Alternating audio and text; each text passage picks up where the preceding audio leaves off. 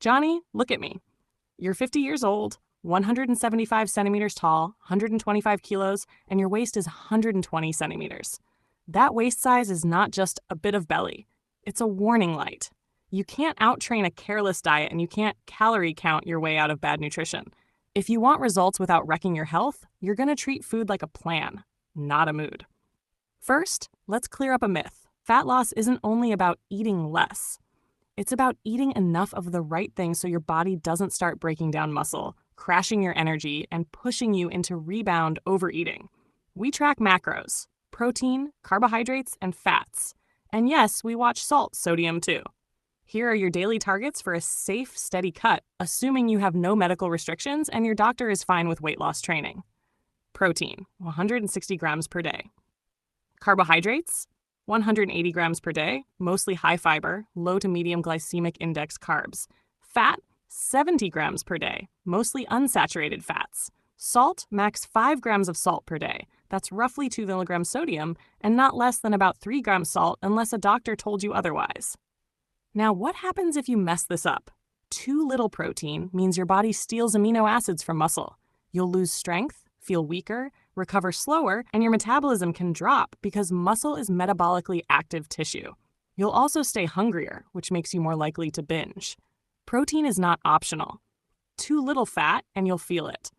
Hormones, brain function, and absorption of vitamins A, D, E, and K depend on fat.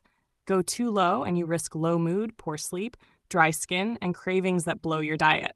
On the other hand, too much fat, especially saturated fat, makes it easy to overshoot calories fast because fat is calorie dense. Too few carbs, and you'll train like a zombie. Carbs are your most efficient fuel for workouts and daily movement. If you crash carbs, you may get fatigue, headaches, irritability, and poor performance. But too many carbs, especially high sugar, high GI foods, can spike appetite and make it harder to stay in a deficit. That's why we choose oats, potatoes, rice, legumes, fruit, and vegetables, not pastries and soda. Now salt. Too little sodium can cause dizziness, weakness, headaches, and cramps, especially if you sweat. Too much salt can raise blood pressure in many people and increases water retention, which makes you feel puffy and tired. We keep it controlled and consistent. Let's talk about visceral fat. That's the fat stored deep in your abdomen around your organs. It's not just cosmetic. High visceral fat is strongly linked to insulin resistance, type 2 diabetes risk, fatty liver, inflammation, and cardiovascular problems. Your waist measurement suggests visceral fat is likely part of the picture. We are reducing it, but we do it intelligently. Here's the plan. We aim for 0.51% of body weight loss per week, not crash dieting.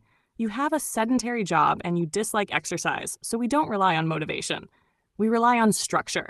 8,000 steps daily, 3 simple strength sessions per week, and 2 short low-impact cardio sessions, bike or brisk incline walk. Boring works. Consistent works. One more thing. If you ignore these targets, freestyle your eating, and show up expecting miracles, I'm done. I don't coach excuses, I coach effort.